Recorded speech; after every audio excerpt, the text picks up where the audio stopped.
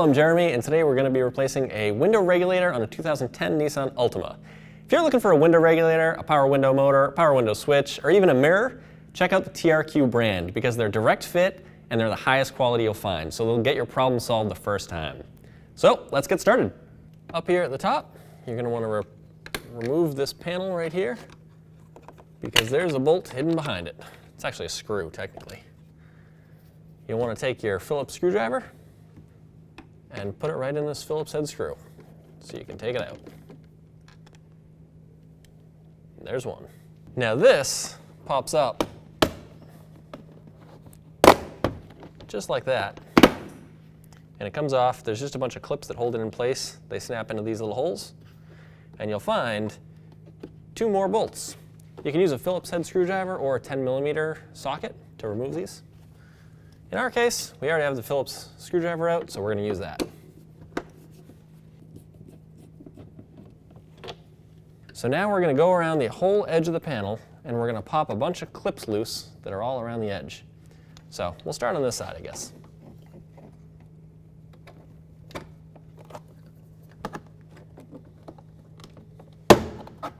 There's one.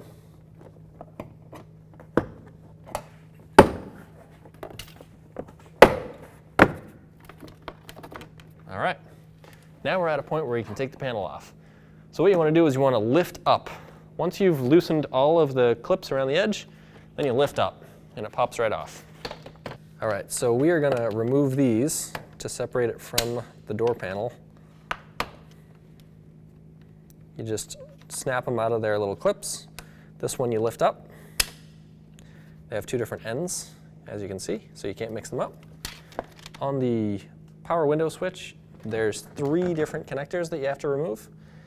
Unfortunately, my fingers and probably yours are too large to push the little clip, so you're going to need to use a pick or a small screwdriver to push down on the center of this clip. You can see it's right here is where you need to push down, right in the middle of the clip. It's tough to do with just fingers. This one's not so bad. That one's a little bigger. Let's try this one. I don't think that one's going to be able to be done with my fingers.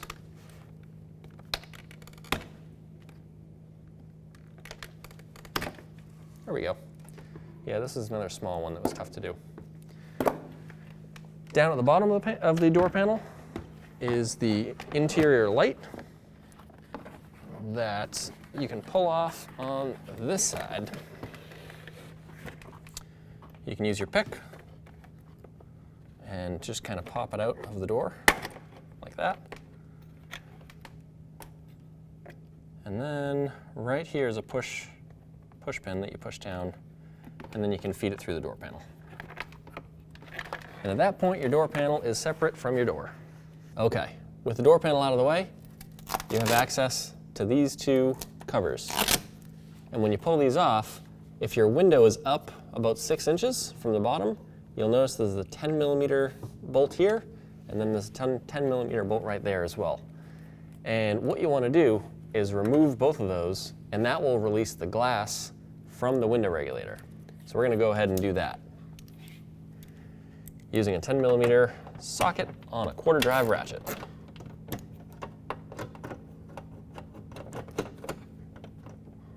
I'd say do your best to not drop the bolt inside the door, but even if you do, you can get it later.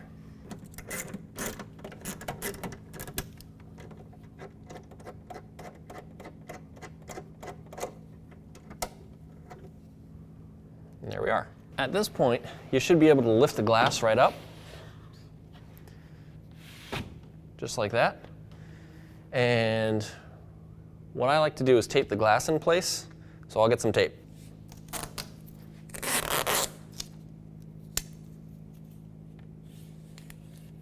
All right, now we're going to take out all 10 of these 10mm bolts that are around this panel. Once we do that, these 4 bolts that happen to have blue paint on them for some reason, those are the ones that hold the regulator onto this panel.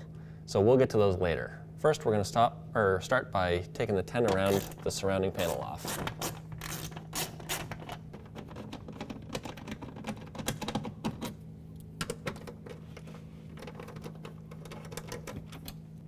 so now we've removed the surrounding bolts, and hopefully we can just pull this panel off.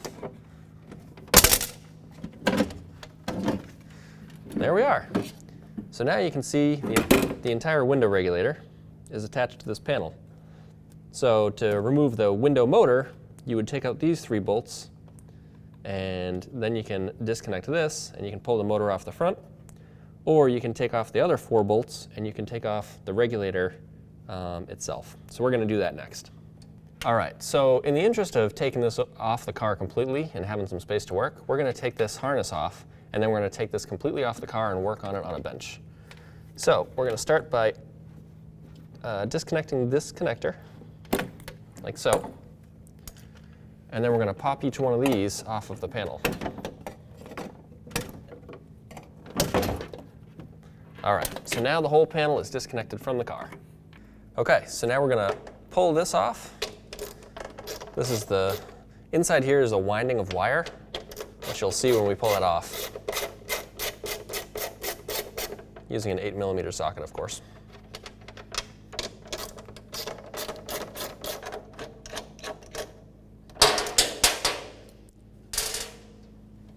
Okay, so now underneath here, you're going to see a winding of wire, and this plastic piece needs to go with the black piece. So we need to lift up on this, like so. You want to keep all that together because if it unwinds, it's a world of stress. So we want to avoid that at all costs. And you'll see the window motor falls right out of the bottom. And there's the window motor. Okay, with the window motor out of the way, now we're going to take out the 4 10mm that are holding the regulator. So we'll flip this panel over, and you can see there's one here, one here, one here, and one here. Oops. All right, with the 4 bolts pulled off, we now have a bare window regulator. Then we'll slide this right back around here until the holes line up, which looks like something like that. And then we can start putting the bolts in like this.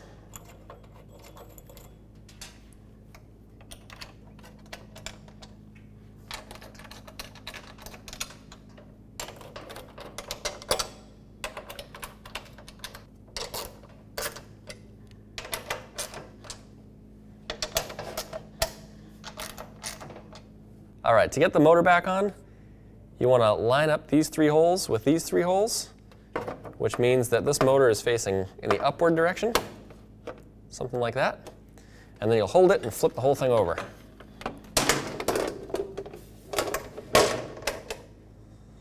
Okay.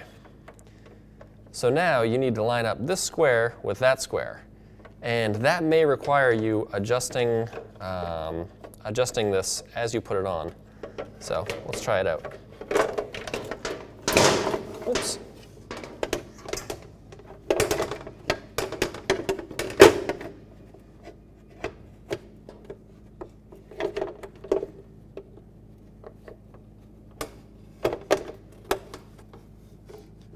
All right, so now they're all lined up. I just have to throw the bolts back in.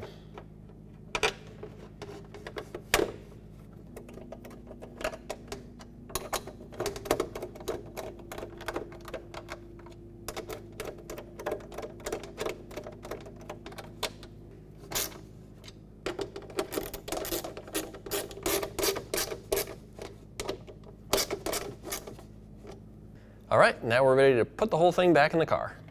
All right, now we're gonna put this panel right back onto the car, just like this.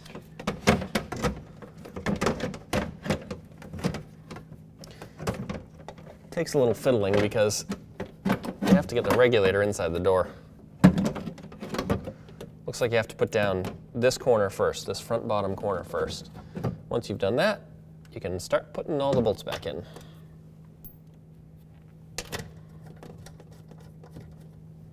All right, so now I've got all the bolts in. I'm just going to go around and snug them up.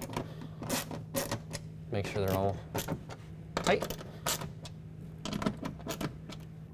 All right, now we can clip the wiring back in. It's nice and easy, it just pops right into the door. And then this slides right up into the window motor. All right, so now we're ready to slide the glass back down into the door. So we're gonna pull the tape off. Just be very careful to not let the glass drop unexpectedly, because it will want to do that. You'll slide it down until it's about 6 inches up, and then you want to line up the holes in here, which you can see these ones are not quite there yet.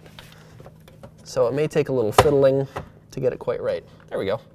So that's perfect. There's a little red dot that'll line up perfectly, and then you can put your bolt in. And the same thing is up here in the front. Looks like both of our holes are aligned, so I'm going to put the bolts in.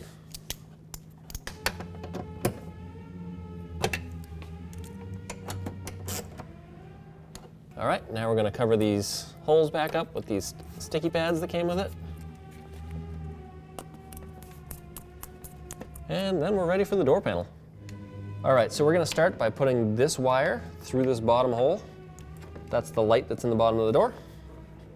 We're going to come up here and start plugging in the power window switches.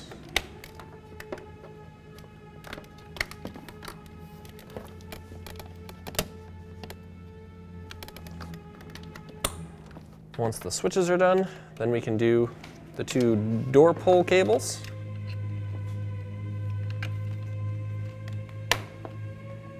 They just snap right into place. So now you want to put the top of the door panel on first and kind of push it down so it locks into place. You'll feel it latch when it does that. And then you can go around the edges and push all the push pins in. You also want to make sure that your wiring is still sticking out your hole down here, which mine is not. So we're going to have to make that happen. Here we go. All right, now we'll go around the bottom and snap the whole thing into place. Okay, so now we're going to reinstall these 2 Phillips head or 10mm bolts.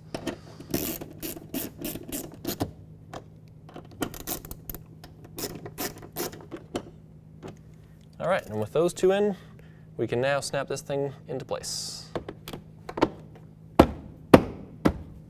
All right, down here we can put the connector into the light, which works great,